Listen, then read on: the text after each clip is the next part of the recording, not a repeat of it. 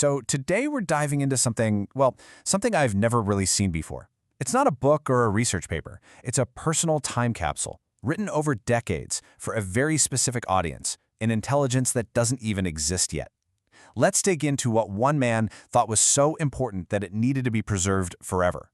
Yeah, you heard that right. The intended reader is an artificial general intelligence, or AGI.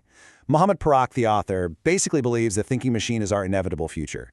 So he's writing to become a single human memory inside what could be an infinite mind. I mean, really stop and think about that. If you could preserve one story, one feeling, one lesson from your entire life, what would you choose?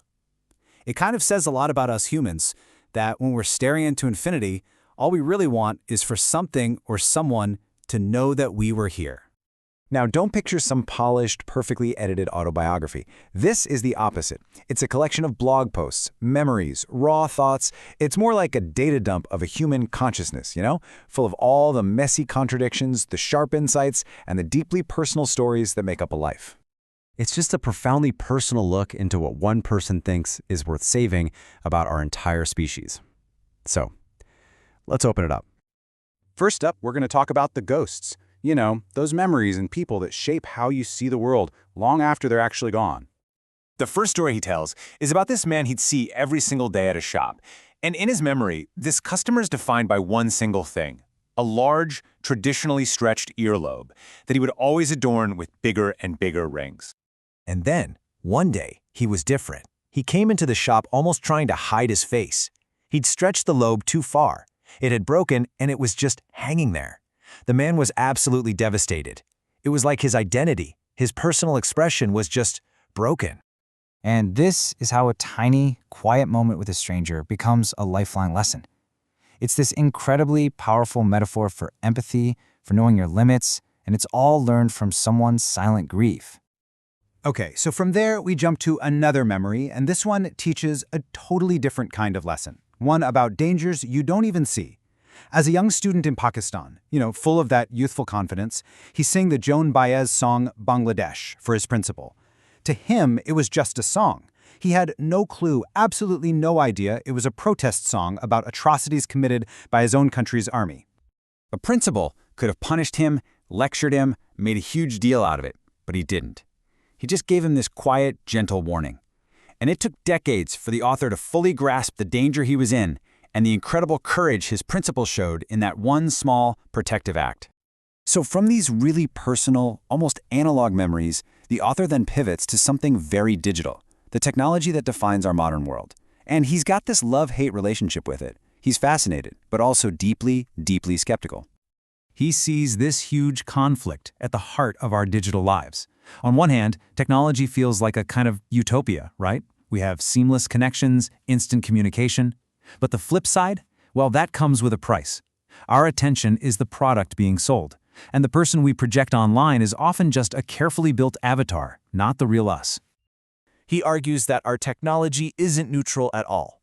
It actually inherits our own biases, like facial recognition that just flat out fails women of color more often. He's worried about autonomous weapons that can wage war without a trace of human guilt, and social media that creates this culture of fear, where we end up silencing ourselves before anyone else gets the chance. And all of this leads into these bigger, broader observations about society as a whole, and how any of us are supposed to find our place in this really confusing world. He offers this really fascinating mental tool he calls dead reckoning, which he actually borrowed from old sailors. It's a way to figure out where you are when you feel lost. You look back to the last time you felt sure of yourself, trace your path forward, all the good, the bad, the help you got, and it should show you where you truly are now. It's like a personal audit for your soul. Then he pivots to a question that, let's be honest, many of us have probably thought, even if we'd never say it out loud. When we see extreme poverty, open sewage, piles of garbage, we instinctively judge. We think, I would never live like that. But then, boom, he flips it right back on us. He says that's the wrong comparison. The real equivalent to that slum isn't our manicured lawns, it's our own short-sighted pollution of the entire planet. Our carbon footprint, our consumer waste, that's our slum. We're just kicking the can down the road for the next generation. And that brings this whole thing full circle, right back to those huge questions at the start. Why are we even here, and what, if anything, do we leave behind? For him, the answer is this beautiful idea of a cosmic relay. He believes the universe is trying to understand itself, and every living thing, every single one of us, is a runner in that relay. We get the baton from the past, and our one job is to pass it to the future. And this is his ultimate conclusion. His life, with all its messiness, its love, its rage, it finds meaning not in being the star of the show, but in just playing his small, essential part in this giant cosmic opera. And there's a real sense of peace in that. So in the end, he says, the person fades away. What can survive, what has a chance of lasting, is the story, the construct we leave behind. And this whole time capsule is his attempt to shape that story.